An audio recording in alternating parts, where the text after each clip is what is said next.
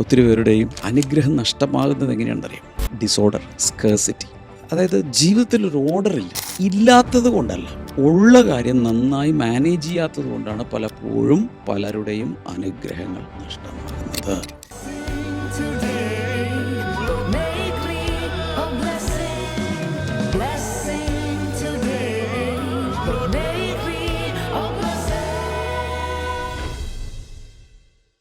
Blessing ടുഡേയിലേക്ക് എല്ലാ പ്രിയപ്പെട്ടവരെയും ഒരിക്കൽ കൂടെ ഞാൻ സ്വാഗതം ചെയ്യുകയാണ്. ദൈവത്താൽ നമ്മൾ ഓരോരുത്തരും വിളിക്കപ്പെട്ടവരാണ്. കാരണം ദൈവം ഒരാളെ വിളിച്ചിട്ടുണ്ടെങ്കിൽ ആ വിളിക്കകത്ത് കർത്താവിൻ്റെ ഒത്തിരി ഉദ്ദേശങ്ങളുണ്ട്. നമ്മൾ തന്നെ ചില ആളുകളെ ചില കാര്യങ്ങൾക്ക് വേണ്ടി വിളിക്കാറില്ലേ? ചിലപ്പോൾ ഒരു സമ്മാനം കൊടുക്കാൻ വേണ്ടി വിളിക്കും, ചിലപ്പോൾ ചില ഉത്തരവാദിത്തങ്ങൾ ഏൽപ്പിക്കാൻ വേണ്ടി വിളിക്കും, ചിലപ്പോൾ നമ്മുടെ ജീവിതത്തിൻ്റെ ഭാഗമാകാൻ വേണ്ടി തന്നെ അവരെ വിളിക്കാറുണ്ട്. ഇതുപോലെ ദൈവം ഒരാളെ വിളിക്കുന്നു എന്ന് പറയുമ്പോൾ അവർക്ക് അനുഗ്രഹങ്ങൾ കൊടുക്കാൻ വേണ്ടി അവൻ്റെ അരികിലേക്ക് വിളിക്കും, അവൻ്റെ ജീവിതത്തിൻ്റെ ഭാഗമായി തീരാൻ വേണ്ടിയിട്ട് അവൻ്റെ അരികിലേക്ക് വിളിക്കും. അതുപോലെ അവന് വേണ്ടി ചില കടമകൾ അല്ലെങ്കിൽ വലിയ കാര്യങ്ങൾ ചെയ്യുവാനുള്ള ഉത്തരവാദിത്തം നൽകുവാൻ വേണ്ടിയിട്ട് അവൻ നമ്മെ അടുക്കിലേക്ക് വിളിക്കും. അപ്പോൾ ഏത് വിധത്തിലാണെങ്കിലും ഇന്ന് ദൈവം നിങ്ങളെ ഓരോരുത്തരെയും വിളിച്ചുകൊണ്ടിരിക്കുകയാണ്. ആ വിളി മനസ്സിലാക്കി ആ വാതിൽക്കൽ നിന്ന് മുട്ടുന്ന ആ ശബ്ദം തിരിച്ചറിഞ്ഞ് വാതിൽ തുറന്നു കഴിഞ്ഞാൽ, അവനെ നിങ്ങളുടെ അകത്തേക്ക് പ്രവേശിപ്പിച്ചു കഴിഞ്ഞാൽ, എനിക്കൊരു കാര്യം ഉറപ്പാണ്, അവൻ വിളിച്ച വിളിയിൽ അവൻ ഒരിക്കലും അനുദപിക്കാത്തത് കൊണ്ട് ആ വിളിക്കനുസരിച്ചിട്ടുള്ള കാര്യങ്ങൾ ദൈവം നിങ്ങളുടെ ജീവിതത്തിൽ വരുന്ന ദിവസങ്ങളിൽ ചെയ്യും. നിങ്ങൾക്കും ചെയ്യാൻ സാധിക്കും, നിങ്ങൾക്കത് ജീവിതത്തിൽ അനുഭവിക്കുവാനും സാധിക്കും. കർത്താവ് നിങ്ങളെല്ലാവരെയും ധാരാളമായിട്ട് അനുഗ്രഹിക്കട്ടെ. അപ്പോൾ തന്നെ ഇന്നത്തെ നമ്മുടെ സ്പോൺസർ ഇന്ന് ഒരു അബുദാബിയിൽ നിന്ന് നിധി മിഥുൻ റോയാണ്. Doctor Nidhi, thank you so much. കർത്താവ് ധാരാളമായിട്ട് അനുഗ്രഹിക്കട്ടെ. ഇന്ന് സിസ്റ്റർ നിധിയുടെ ഡോക്ടർ നിധിയുടെ ജന്മദിനമാണ്. Happy birthday. കർത്താവ് ധാരാളമായി അനുഗ്രഹിക്കട്ടെ. കർത്താവ് ദൈവം ചെയ്ത എല്ലാ നന്മകൾക്കും ഞങ്ങൾ അങ്ങേക്ക് നന്ദി പറയുന്നു. കർത്താവിനോട് കൂടുതൽ അടുക്കുവാനും ദൈവവേലയിൽ അനുഗ്രഹിക്കപ്പെട്ട രീതിയിൽ മുന്നോട്ട് പോകാനും കുടുംബാംഗങ്ങൾ എല്ലാവരും രക്ഷിക്കപ്പെടുവാനും കർത്താവ് കൃപ നൽകണമേ എന്ന് ഞങ്ങൾ പ്രാർത്ഥിക്കുന്നു. അതോടൊപ്പം ഇന്ന് ഒരു കോ സ്പോൺസർ കൂടിയുണ്ട്. പത്തനംതിട്ട ഇന്ന് അന്നമ്മ ഏബ്രഹാമാണ്. Thank you sister Annamma. കർത്താവ് ധാരാളമായിട്ട് അനുഗ്രഹിക്കട്ടെ. മെയ് 4 അന്നമ്മ ഏബ്രഹാമിൻ്റെ ജന്മദിനമായിരുന്നു. Belated happy birthday. കർത്താവ് ധാരാളമായി അനുഗ്രഹിക്കട്ടെ എന്ന് ഞങ്ങൾ ആശംസിക്കുകയാണ്. അതോടൊപ്പം തന്നെ ഇളയ മകൻ്റെ കുഞ്ഞ് മാസം തികയാതെയാണ് ജനിച്ചത്. കർത്താവേ, ആ കുഞ്ഞിൻ്റെ ആരോഗ്യത്തിന് വേണ്ടി ഞങ്ങൾ പ്രാർത്ഥിക്കുന്നു. അത്ഭുതങ്ങൾ അങ്ങ് ചെയ്യണമേ. മകന് ജോലി ലഭിക്കുവാൻ, സാമ്പത്തിക മേഖലകൾ അനുഗ്രഹിക്കപ്പെടുവാൻ അങ്ങ് കൃപ ചെയ്യണമേ, യേശുവിൻ്റെ നാമത്തിൽ തന്നെ. ആമേൻ, ആമേൻ. കർത്താവ് ധാരാളമായിട്ട് അനുഗ്രഹിക്കട്ടെ. അതോടൊപ്പം തന്നെ ഈ ആഴ്ചയിൽ അനുഗ്രഹിക്കപ്പെട്ട ഒരു ബ്ലെസ്സിങ് ഫെസ്റ്റിവൽ നമുക്ക് കോഴഞ്ചേരിയിൽ വെച്ച് നടക്കാൻ പോവുകയാണ്. പത്തനംതിട്ട ജില്ലയിലെ കോഴഞ്ചേരിയിലേക്ക് ഞങ്ങൾ വരാൻ പോവുകയാണ്. ഈ ശനിയാഴ്ച, അതായത് മെയ് 16 ശനിയാഴ്ച രാവിലെ 10 മണി മുതൽ നടക്കുന്ന മീറ്റിങ്ങിലേക്ക് നിങ്ങൾക്ക് സ്ക്രീൻ കാണാം. IPC പെനിയൽ ഹാളിൽ വെച്ച് നടക്കുന്ന മീറ്റിങ്ങിലേക്ക് എല്ലാ പ്രിയപ്പെട്ടവരെയും സ്നേഹപുരസരം ഞങ്ങൾ സ്വാഗതം ചെയ്യുകയാണ്. ദൈവം നിങ്ങളുടെ ജീവിതത്തിൽ മറക്കാനാവാത്ത ചില നന്മകളും അനുഗ്രഹങ്ങളും അതുപോലെ തന്നെ ഓർമ്മകളും ഒക്കെ കർത്താവ് നൽകി തരാനായിട്ട് പോകുകയാണ്. നിങ്ങൾ വരുമ്പോൾ നിങ്ങൾ ഒറ്റയ്ക്ക് വരരുത്. കൂട്ടത്തിൽ മറ്റൊരാളെ കൂടെ കൊണ്ടുവരിക. ഒരു പക്ഷേ വേദനയിലായിരിക്കുന്ന, ദുഃഖത്തിലായിരിക്കുന്ന, അല്ലെങ്കിൽ ഒരു പക്ഷേ രോഗത്തോടുകൂടി ആയിരിക്കുന്ന, കർത്താവിൽ വിശ്വസിച്ച് വിടുതൽ പ്രാപിക്കും എന്ന് പറയുന്ന വിശ്വാസമുള്ളവരെ ദയവായി മീറ്റിങ്ങിൽ കൊണ്ടുവരിക. ഞാൻ ഉറച്ചു വിശ്വസിക്കുന്നു അവരുടെ ജീവിതത്തിൽ വലിയ അത്ഭുതങ്ങൾ പ്രവർത്തിക്കുന്നതിൽ നിങ്ങളൊരു നിതാന്തമായിട്ട്, ഒരു കാരണമായിട്ട് കർത്താവ് തീർക്കാൻ പോവുകയാണ്. കർത്താവ് നിങ്ങളെല്ലാവരെയും ധാരാളമായിട്ട് അനുഗ്രഹിക്കട്ടെ. തുടർന്ന് അനുഗ്രഹിക്കപ്പെട്ട സന്ദേശത്തിലേക്ക് വേഗത്തിൽ കിടക്കാം.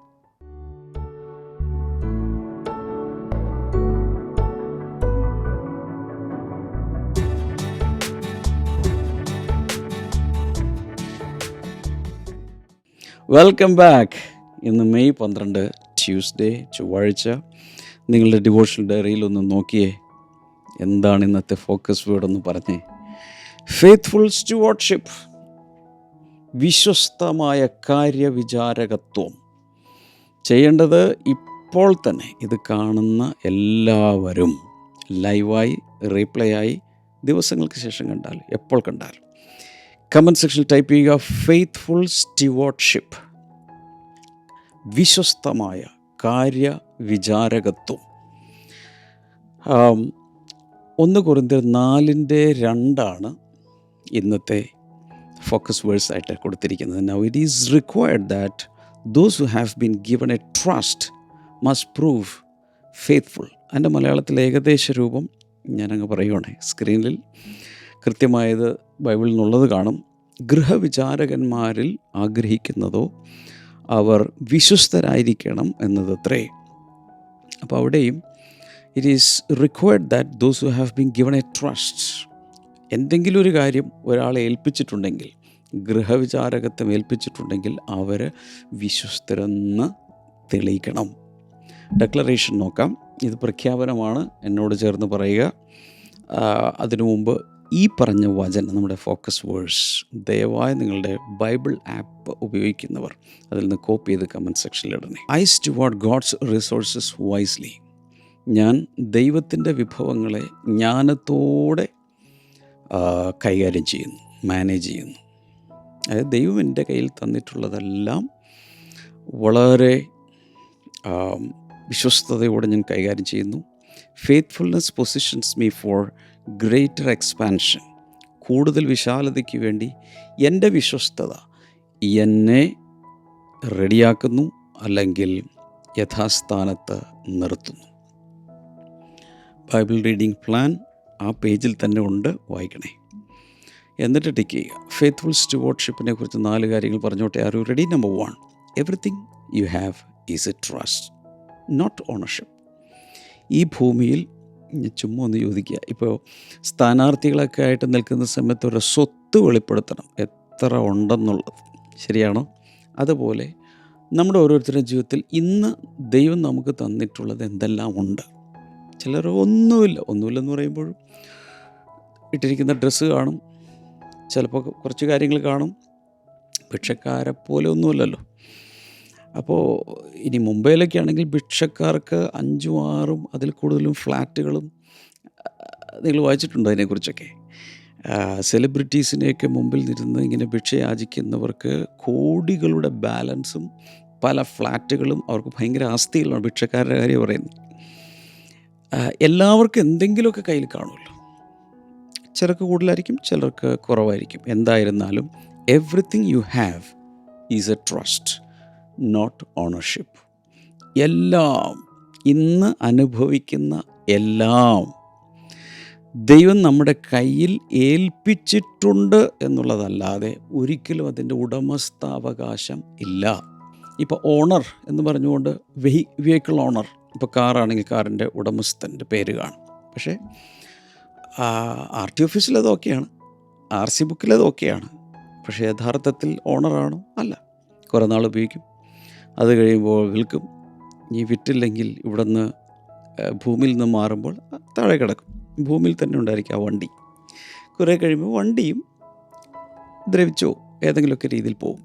ആദ്യമേ ബേസിക്കലി നമ്മൾ മനസ്സിലാക്കേണ്ടത്, നാം ഇന്ന് അനുഭവിക്കുന്ന എല്ലാ കാര്യങ്ങളും, എല്ലാ നന്മകളും അത് വിശ്വസിച്ച് നമ്മുടെ കയ്യിൽ ഒരാൾ ഏൽപ്പിച്ചതാണ്.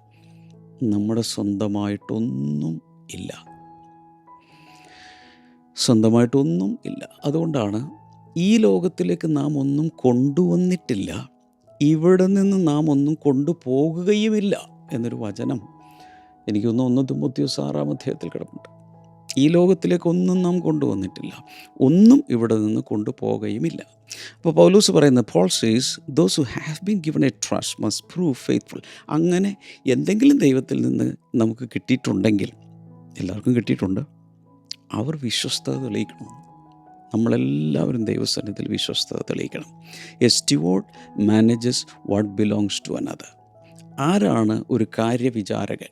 സ്റ്റുവാർഡ് എന്ന് പറഞ്ഞാൽ നമുക്ക് സാധാരണ മനസ്സിലാക്കാവുന്ന ഭാഷയിൽ പറയുകയാണെങ്കിൽ മാനേജർ.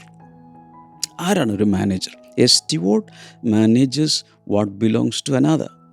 മറ്റൊരാളുടെ വസ്തുവകകൾ കൈകാര്യം ചെയ്യുന്നയാളെയാണ് മാനേജർ എന്ന് വിളിക്കുന്നത്. He's not owner, he's just a manager. ചുരുക്കി പറഞ്ഞാൽ നമ്മുടെ ജീവിതത്തിൽ നമ്മൾ മാനേജേഴ്സ് മാത്രമാണ്. ദൈവമാണ് എല്ലാത്തിൻ്റെയും ഉടയവൻ. Life changes when we realise we are caretakers not owners.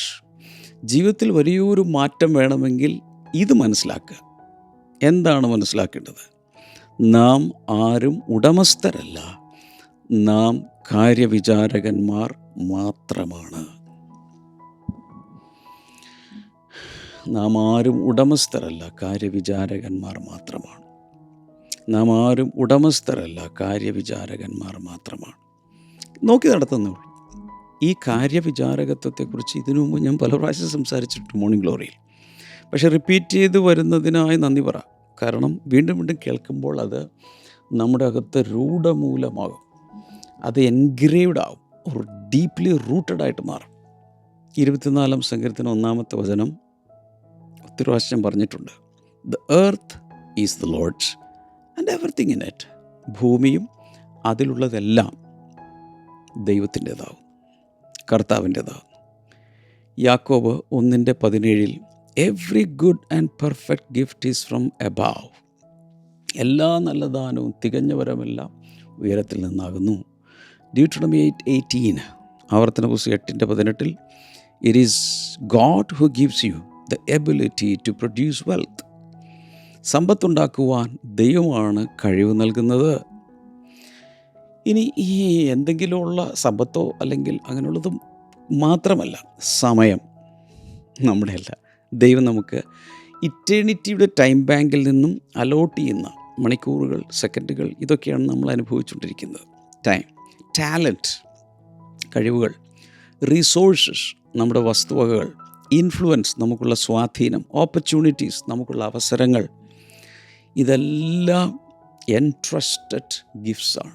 ദൈവം നമുക്ക് തന്ന, നമ്മെ ചുമതലയേൽപ്പിച്ച കാര്യങ്ങളാണിതെല്ലാം. സമയം തുടങ്ങി, കഴിവുകൾ തുടങ്ങി, സ്കിൽ സെറ്റ്സ് തുടങ്ങി, നമുക്കുള്ള സർക്കിൾ ഓഫ് ഇൻഫ്ലുവൻസ് തുടങ്ങി, എല്ലാം എല്ലാം എല്ലാം ദൈവം തന്നതാണ്. ഈ മ്യൂസിയം സന്ദർശിച്ചിട്ടുള്ള ആരെങ്കിലും ഉണ്ടോ? ഒന്ന് കമൻറ്റ് സെക്ഷനിൽ ഇടാമോ? എത്ര മ്യൂസിയം സന്ദർശിച്ചിട്ടുണ്ട്? ബ്ലെസ്സിങ് ടുഡേ ഇരിക്കുന്നത് ഒരു മ്യൂസിയത്തിൻ്റെ ചേർന്നാണ്. ഒരു ചെറിയൊരു സ്പേസ് കഴിഞ്ഞാൽ അടുത്തത് കേരള ഹിസ്റ്ററി മ്യൂസിയമാണ്. കൊച്ചിയിലെ ബ്ലെസ്സിങ് ടുഡേയുടെ കാര്യം പറയും. ഞാൻ ഒത്തിരി രാജ്യങ്ങളിൽ പല മ്യൂസിയങ്ങളിൽ പോയിട്ടുണ്ട്. ഇസ്രായേൽ ഉൾപ്പെടെ,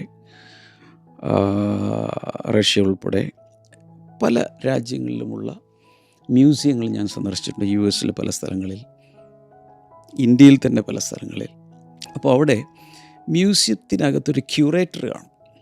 ഇയാളുടെ പരിപാടി എന്ന് ചോദിച്ചാൽ, ഈ മ്യൂസിയത്തിനകത്ത് ഭയങ്കര വില പിടിച്ച്, ഇപ്പം മോസ്കോയിൽ ഞങ്ങൾ പോയ സമയത്ത് അവിടെ റെംബ്രാൻഡ് തുടങ്ങിയുള്ള പ്രശസ്ത ചിത്രകാരൻ, പിക്കാസോ തുടങ്ങിയുള്ള ഇവരൊക്കെ വില പിടിച്ച പിക്ചേഴ്സാണ് അവിടെ വെച്ചിരിക്കുന്നത്.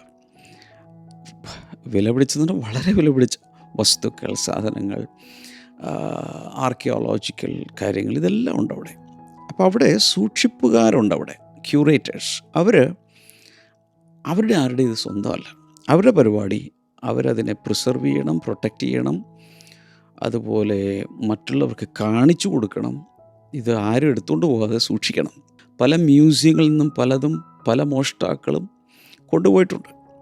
അങ്ങനെയൊക്കെയുള്ള ഒത്തിരി കാര്യങ്ങൾ ചരിത്രത്തിൽ കിടപ്പുണ്ട്. പക്ഷേ ഈ ക്യൂറേറ്റേഴ്സിൻ്റെ ഉത്തരവാദിത്തമാണ് ഇത് കൊണ്ടുപോകാതിരിക്കുക, വില പിടിച്ചതെല്ലാം കാത്തു സൂക്ഷിക്കുക. ഇതുപോലെ തന്നെ ദൈവം നമ്മുടെ കയ്യിലേക്ക് വില പിടിച്ച പല കാര്യങ്ങളും തന്നിട്ടുണ്ട്. നമുക്ക് വിലയില്ലെന്ന് പറഞ്ഞാലും ദൈവത്തിന് അത് മൂല്യമുള്ളതാണ്. അതുകൊണ്ടാണ് every good and perfect gift എന്ന് പറയുന്നത്. അതെല്ലാം നമ്മുടെ കയ്യിൽ തന്നിരിക്കുമ്പോൾ നമ്മൾ ചെയ്യേണ്ടത് എന്താണ്? വളരെ ആദരവോടെ ഇത് ദൈവം തന്നതാണ് എന്ന് കണ്ട് നമ്മതിനെ സൂക്ഷിക്കണം. പ്രിൻസിപ്പിൾ ഇങ്ങനെയാണ്: anything that you do not value you are likely to lose. എന്തെങ്കിലും ഒരു കാര്യത്തിന് വില കൽപ്പിക്കുന്നില്ലെങ്കിൽ അധികം താമസിയാതെ അത് നിങ്ങളുടെ കയ്യിൽ നിന്ന് പോകും, നഷ്ടപ്പെടും. അത് നഷ്ടപ്പെട്ടു പോകും. അത് മനുഷ്യരാണെങ്കിലും പോലും. ഭാര്യയ്ക്ക് ഒരു വിലയും കൽപ്പിക്കുന്നില്ല, ഒട്ടും നോക്കുന്നുമില്ല, അന്വേഷിക്കുന്നുമില്ലെങ്കിൽ കുറേ കഴിയുമ്പോൾ ചിലപ്പോൾ ഇട്ടിട്ട് പോകും. ഭർത്താവും അങ്ങനെ തന്നെ, മക്കളും അങ്ങനെയാകാം. ഇതുപോലെ നമ്മുടെ വസ്തുക്കളും, ഇപ്പോൾ ഒരു വണ്ടിയുണ്ട്, ആ വണ്ടി നല്ല രീതിയിൽ മെയിൻറ്റെയിൻ ചെയ്ത് കൊണ്ടു നടക്കുന്നില്ലെങ്കിൽ കുറേ കഴിയുമ്പോൾ അത് പോകും. അത് ആവശ്യമില്ലാതെ വർക്ക് ചെയ്യാതെ അത് ചുമ്മാ പോകുന്നത്. ഇതുപോലെ എന്ത് കാര്യവും ദൈവം തന്നതിനെ നാം വില കൽപ്പിച്ച് വേണം നമ്മൾ മുന്നിലേക്ക് കൊണ്ടുപോകാൻ. Number 2, faithfulness matters more than size. വലുപ്പത്തേക്കാൾ വിശ്വസ്തതയ്ക്കാണ് പ്രാധാന്യമുള്ളത്. അത് നമ്മളെപ്പോഴും മനസ്സിലാക്കുക. See, God does not measure stewardship by amount alone, he measures by faithfulness. ഈ വലിയ വലിയ കാര്യങ്ങൾ ചെയ്യുന്നത് നോക്കിയല്ല ദൈവം വിശ്വസ്തതയ്ക്ക് മാർക്കിടുന്നത്. He measures by faithfulness. വിശ്വസ്തതയ്ക്കാണ് ദൈവം കൂടുതൽ മൂല്യം കൊടുക്കുന്നത്. വലിയ കാര്യങ്ങൾ ചെയ്യുന്നതിനേക്കാൾ കൊച്ചു കാര്യങ്ങളിലെ വിശ്വസ്തത. ഈ കഴിഞ്ഞ ദിവസങ്ങളിലെല്ലാം ഞാൻ ഞാൻ കോട്ട് ചെയ്ത ഒരു വചനമാണ് ലൂക്കോസിൻ്റെ സുവിശേഷം 16:10 അത്യല്പത്തിലെ വിശ്വസ്തത. ഞാൻ പറയുന്നത് മോർണിംഗ് ഗ്ലോറി നന്നായിട്ട് നോട്ട് ചെയ്തുകൊണ്ട് പലരും എനിക്ക് അതിൻ്റെ വീഡിയോ, അതിൻ്റെ ഫോട്ടോ എല്ലാ ദിവസവും ചെയ്ത് എനിക്ക് അയച്ചു തരുന്നുണ്ട്. ഇനി നിങ്ങൾ അയച്ചാലും അയച്ചില്ലെങ്കിലും നിങ്ങൾ കൃത്യമായിട്ട് എഴുതുന്നുണ്ടെങ്കിൽ അതിലുള്ള വിശ്വസ്തത പോലും ദൈവം നോക്കിക്കൊണ്ടിരിക്കുന്നു. ദൈവത്തിനത് വളരെ വിലപ്പെട്ടതാണ്. ചെറിയ കാര്യങ്ങളിൽ പോലുമുള്ള വിശ്വസ്തത. മത്തായി സുവിശേഷം 25:21 well done good and faithful servant. നല്ലവനും വിശ്വസ്തനുമായ ദാസനെ. അപ്പോൾ ചെറിയ കാര്യങ്ങളിൽ പോലും വിശ്വസ്തത. സദൃശവാക്യങ്ങൾ 28:20 a faithful person will be richly blessed. വിശ്വസ്തനായൊരു മനുഷ്യൻ വളരെ സമ്പന്നമായി അനുഗ്രഹിക്കപ്പെടും. Small assignments often prepare larger ones. കൊച്ചു കൊച്ചു കാര്യങ്ങൾ വലുതിൽ നമ്മെ കൊണ്ടുപോയി എത്തിക്കും. അതായത് ഒരു ഒരു വർധനവിന് വേണ്ടിയുള്ള ഒരു പരിശീലന കളരി എന്താണെന്നറിയാമോ? കൊച്ചു കൊച്ചു കാര്യങ്ങളിലെ വിശ്വസ്തതയാണ്. ഇത് ശ്രദ്ധിക്കപ്പെടും. മുകളിലുള്ള ഓഫീസർ ശ്രദ്ധിക്കും, ദൈവം ശ്രദ്ധിക്കും. തീർച്ചയായും ഉയർച്ചയും വർധനവും വന്നിരിക്കും.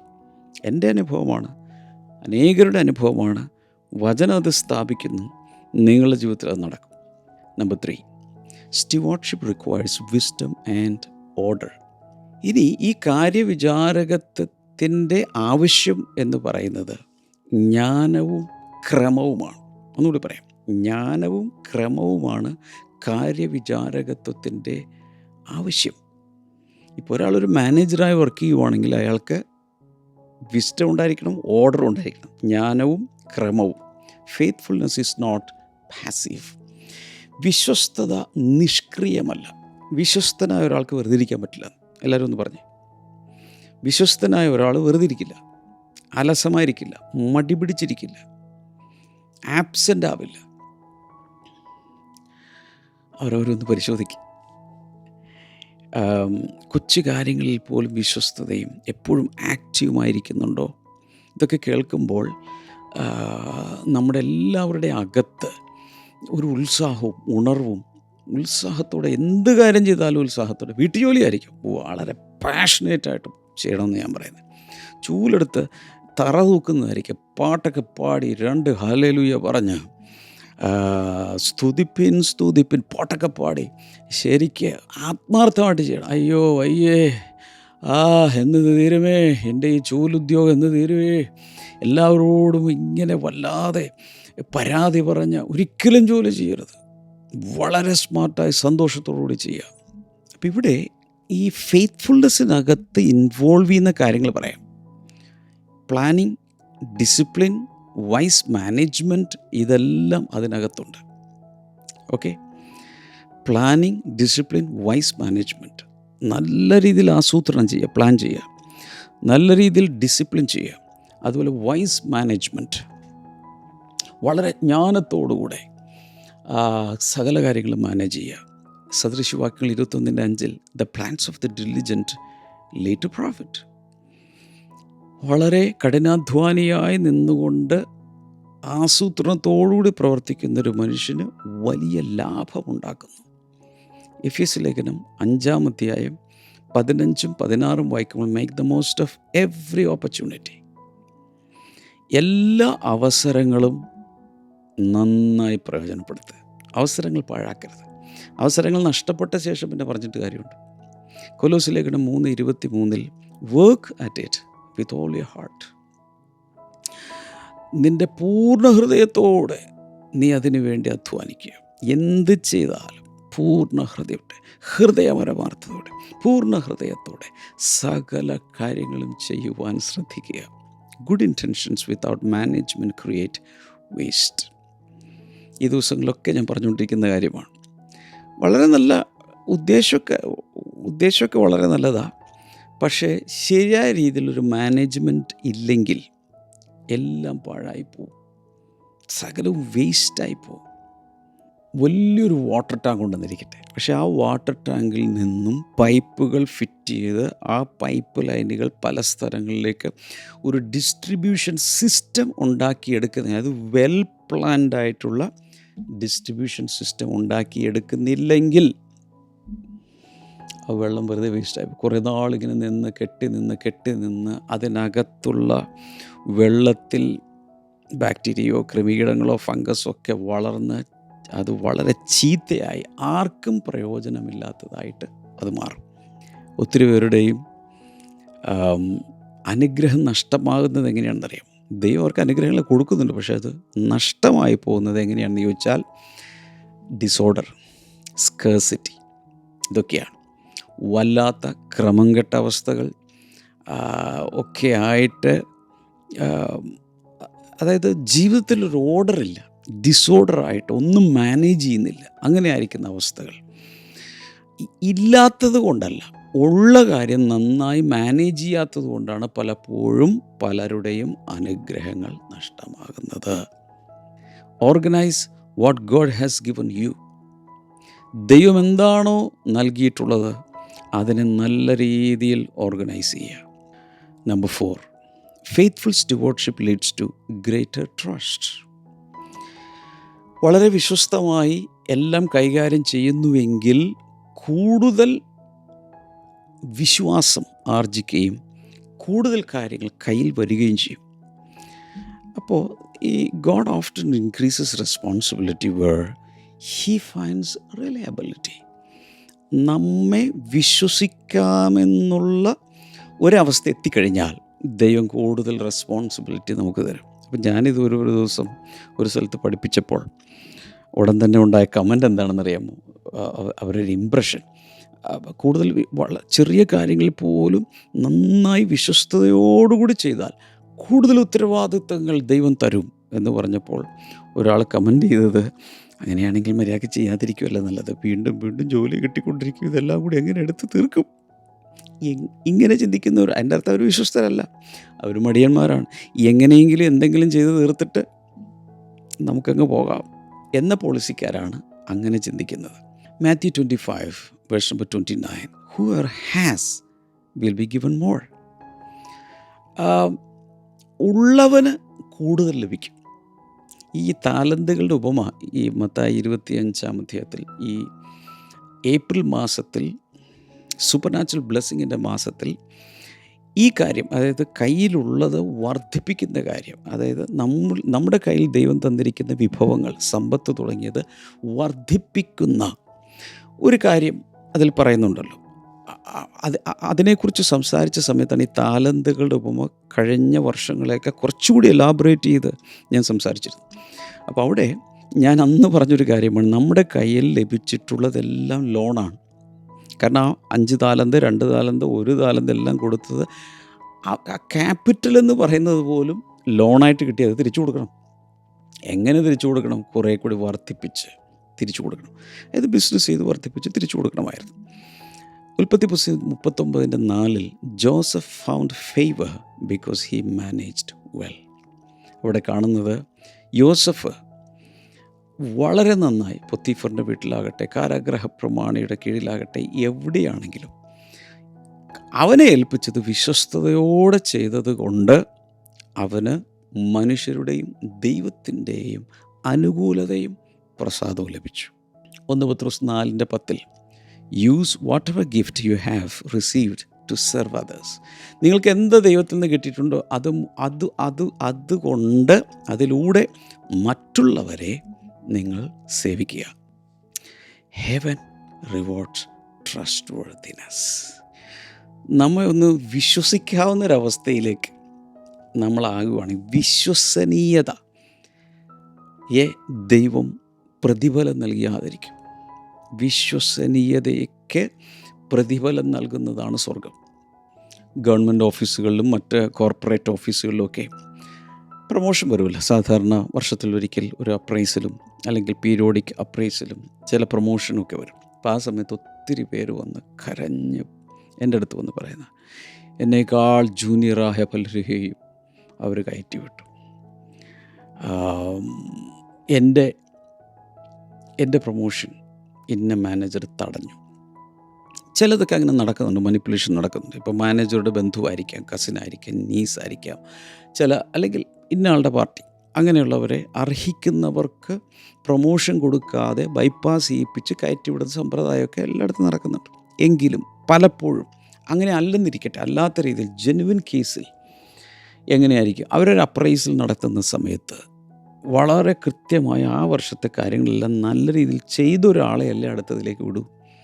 വേറെ ആളുടെ മേശമേൽ ഇരിപ്പുണ്ട്, അയാൾ വന്നു പോകുന്നു, വലിയ കുഴപ്പക്കാരൊന്നുമില്ല, പക്ഷെ പ്രൊഡക്ടിവിറ്റി ഇല്ല.